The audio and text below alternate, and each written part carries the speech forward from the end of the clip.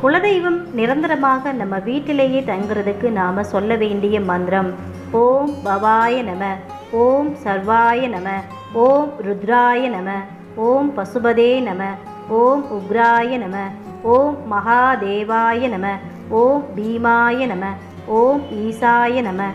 இந்த மந்திரங்களை நீங்கள் ஒரு 108 முறை உச்சரித்து வில்வ இலைகள் ஊமத்தம்பூக்கள் கொண்டு கலசத்துக்கு அர்ச்சனை பண்ணிவிட்டு நீங்கள் உங்கள் பூஜையை முடிச்சுக்கலாம். 3 நாட்கள் இந்த பூஜை பண்ணணும் அப்படின்னு சொல்லியிருக்கேன். இந்த 3 நாட்கள் இந்த பூஜை பண்ணுறப்பவே உங்கள் குலதெய்வம் பார்த்தீங்க அப்படின்னா உங்கள் கூட பேசும். அதை நீங்கள் ஏதாவது அறிகுறிகள் மூலமாக தெரிஞ்சுக்கலாம். குலதெய்வம் தெரியவில்லை, குலதெய்வத்துடைய அருள் இல்லை அப்படின்னு நினைக்கிறவங்க இங்கு சொல்லப்பட்ட இந்த வழிமுறைகளை பின்பற்றி உங்கள் குலதெய்வத்தை தெரிஞ்சுக்கிட்டு குலதெய்வத்துடைய அருளையும் ஆசிகளையும் பெற்று ஒரு வளமான வாழ்க்கையை அனைவரும் வாழணும் அப்படின்னு சொல்லி இந்த பதிவை இதோடு நிறைவு செய்கிறேன். இந்த பதிவு உங்களுக்கு மிகவும் பயனுள்ள பதிவாக